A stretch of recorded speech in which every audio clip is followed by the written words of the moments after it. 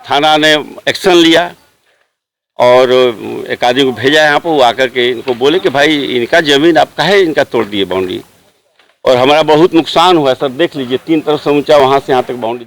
DCLR साहब ने कागज़ देख के बोला कि जब आप उनको बोला कि जब आप 1992 में ज़मीन लिए तब तक ये बाउंड्री कर दिए थे, आपने देखा नहीं कि इस ज़मीन का रकबा कितना है और आप कितना ले लिए।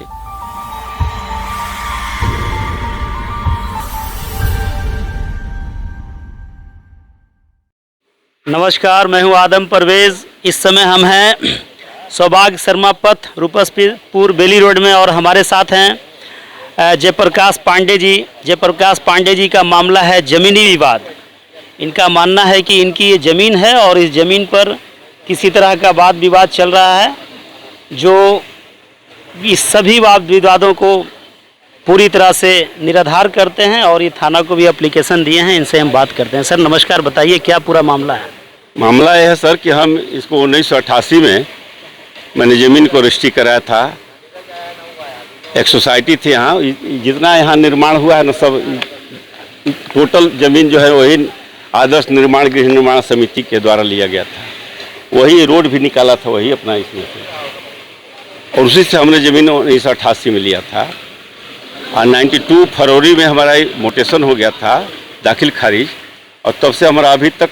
इसके बाद मैं पूरे आकर के उसका जो सेक्रेटरी था हमको ज़मीन का ही दिया लोकेशन, और बोला कि हम इसका मैं बाउंड्री करा दिया था। 92 अप्रैल तक मैंने कंप्लीट कर लिया था, और हमें ही पता नहीं था कि इसमें कोई विवाद है। अभी आज तक कोई ऑब्जेक्शन नहीं हुआ, कभी कुछ नहीं हुआ। मैं CCL में सिविल इंजीनियर रहा, और 2014 दिसंबर में वहाँ से रिटायर किया। फिर सोचा कि आकर के यहाँ घर बनाएंगे, चूँकि हमारा घर यहाँ से बगल में है। रहने वाले हमारा नेटिव प्लेस भभुआ है, NH 30 पर। लेकिन तब तक हमारी बेटी की शादी थी, बेटी की शादी करने में थोड़ा उलझन रहे। फिर 2-3 साल कोविड का समय आया, जब बनाने का हमको मौका मिला तब तो पता चला कि हमारा बाउंड्री, ये जो दावा कर रहे हैं बिनेश्वर नायक की ज़मीन मेरा है। इनकी कहानी है कि 1992 जुलाई में इन्होंने रजिस्ट्री कराया कलकत्ता जाकर के, और हमको जो हमको सूचना है वो गलत आदमी को खड़ा करा करके कि फलाना है उसे उन्होंने रजिस्ट्री कराया जहाँ कलकत्ता में। यहाँ इनका मोटेशन नहीं हो रहा था, बहुत इन्होंने ट्राई किया मोटेशन का, लेकिन जाकर 2020 में इनका मोटेशन हुआ 28 साल के बाद। और उस समय तो यहाँ और हम कुछ नहीं बोलना चाहेंगे कि चूँकि क्या क्या होता है। अब मोटेशन हुआ, फिर जब वो जनवरी 2021 में आपके नाम से मोटेशन इस जमीन का हो चुका है? हमारी पत्नी के नाम से 1.5 कट्ठा मेरे नाम से, 1.5 कट्ठा मेरी पत्नी। 1988 में आप जिससे ये परचेज किए ज़मीन, जो सोसाइटी वाले से परचेज किए, उन्होंने आपके हैंड ओवर इस ज़मीन को किया, और आप फरवरी में हैंड ओवर किया। तब से मैं इसका राजस्व दे रहा हूँ। राजस्व दे रहे हैं, और उस समय से आपका बाउंड्री सब। अब जो समस्या उत्पन्न हो रही है, समस्या हो गई कि 21 में जब इनका मोटेशन हुआ, हमको तो कुछ पता भी नहीं था। तो एक आदमी खबर हमको किया, हम रहते हैं रांची में, कि आपका बाउंड्री कोई तोड़ रहा है।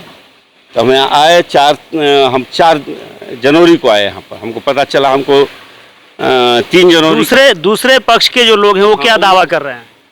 वो दावा कर रहे हैं कि मेरा है। वो लोग बोल रहे हैं कि मेरा है। ठीक है, तो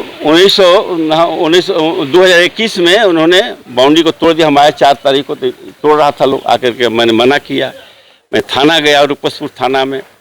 उस समय थाना इंचार्ज थे, उन्होंने। थाना आप कब गए? 4 तारीख को, 4 जनवरी 2021 को। और जाके थाना को हम एप्लीकेशन दिया। एप्लीकेशन देने के बाद थाना ने एक्शन लिया, और एक आदमी को भेजा यहाँ पर। वो आकर के इनको बोले कि भाई इनका ज़मीन आप काहे इनका तोड़ दिए बाउंड्री, और हमारा बहुत नुकसान हुआ सर। देख लीजिए 3 तरफ से ऊंचा वहाँ से यहाँ तक बाउंड्री देखे तोड़ दिया गया। तो फिर थाना ने एक्शन लिया, उनको यहाँ से हटाया। फिर यहाँ 10 दिन 5 दिन में रहा। फिर नवंबर में फिर इन्होंने एक्शन स्टार्ट किया, यहाँ लगा बनाने वाने। फिर हमको पता चला रांची, फिर मैं आया, फिर इनको रोका। थाना में हम गया, थाना बोला कि आइए फलाना तारीख यहाँ दरबार लगता है, जनता दरबार। मैं गया, अपना समझा कागज़ दिखाया। फिर एक बार हमको खबर मिला कि यहाँ पर DCLR बैठेंगे थाना में, आप आइए। थाना में DCLR साहब के मैं बैठा, वो भी बैठा, अपना दोनों आदमी कागज़ प्रस्तुत किए। DCLR साहब ने कागज़ देख के बोला कि जब आप उनको बोला कि जब आप 1992 में ज़मीन लिए तब तक ये बाउंड्री कर दिए थे, आपने देखा नहीं कि इस ज़मीन का रकबा कितना है और आप कितना ले लिए।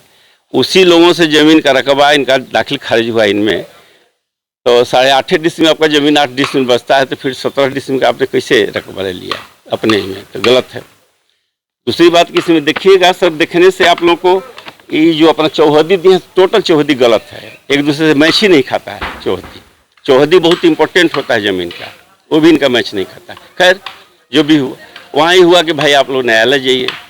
हम बोले DCLR से कि साहब हम न्यायालय जाते हैं, अगर मेरे पक्ष में होगा तो ठीक है, नहीं पक्ष में होगा तो हम छोड़ देंगे ज़मीन। वो क्या, हम यहाँ थोड़े लड़ाई झगड़ा कर रहे हैं, हम तो बाहर रहने वाले हैं। तो वहाँ गया, 4-5 महीना केस चला, आते रहे, हर तारीख पर हर हफ्ते केस पड़ता था। लेकिन 6 तारीख का लास्ट बहस में हुआ और 20/6 को DCLR साहब ने मेरे पक्ष में उन्होंने डिसीजन दिया।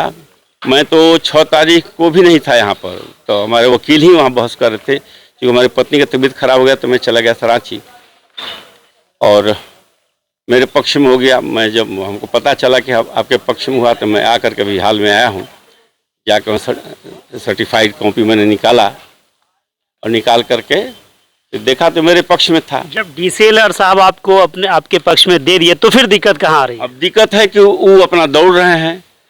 कल हम उसी का डिसीजन लेके थाना इंचार्ज के यहाँ परसों दिन गया था। थाना इंचार्ज साहब ने पता नहीं बिजी थे क्या थे, उतना इंटरटेन नहीं किया हमको। तो फिर कल हम अनुमंडलाधिकारी के यहाँ मैं दानापुर चला गया था, उन्होंने बहुत रिस्पॉन्स दिया, हमारे पेपर को टोटल पढ़ा। पढ़ने के बाद वो बुलाए उनको, थाना इंचार्ज को, वो बोले कि भाई काहे रोकिएगा इनका, इनके पक्ष में जब ही है तो इनका बाउंड्री जो तोड़ा हुआ है उसको तो इनको बनाने का हक है, इनको बनाने दीजिए। ये बोले कि नहीं सर, वो लोग बोल रहा है कि अभी नहीं बनेगा। बोले वो कैसे बोलेगा, इनको बनाने दीजिए, उनको बोलिए कि स्टे लेके आएगा तो रोक देंगे काम। हम हाँ सर, स्टे लेके आएगा, हम काम रोक देंगे, क्योंकि अभी तो हमको बनाने दिया जाए। वही बात है, अभी जाएंगे हम थाना इंचार्ज को बुलाए हैं अभी हमको, उनको कागज हम दिखाते हैं। हमारा कागज देखे नहीं थे, लेकिन अनुमंडलाधिकारी ने पूरा कागज पढ़ा, हमारा पूरा डिसीजन को, जो बहस से दोनों पक्ष का बहस भी था। और DCLR साहब का, उनके ईमानदारी कर्मठता का हम बहुत ये करते हैं। उन्होंने बड़ा निष्पक्ष तरीके से उन्होंने जो डिसीजन दिया है, बड़ा निष्पक्ष, और हम न्यायालय पर भरोसा करते हैं हमेशा। ठीक है पांडे सर, आपका बात समझ गए हम। तो जो भी जमीन विवाद का मामला होता है वो ज़्यादातर CO DCLR साहब या फिर SDO साहब के अधीन होता है। थाना का बहुत ज़्यादा इसमें हस्तक्षेप नहीं होता है, लेकिन फिर भी मामला थाना के द्वारा ऊपर के अधिकारियों तक पहुँचाया जा चुका है पांडे सर के द्वारा। मैं आदम परवेज, पटना से।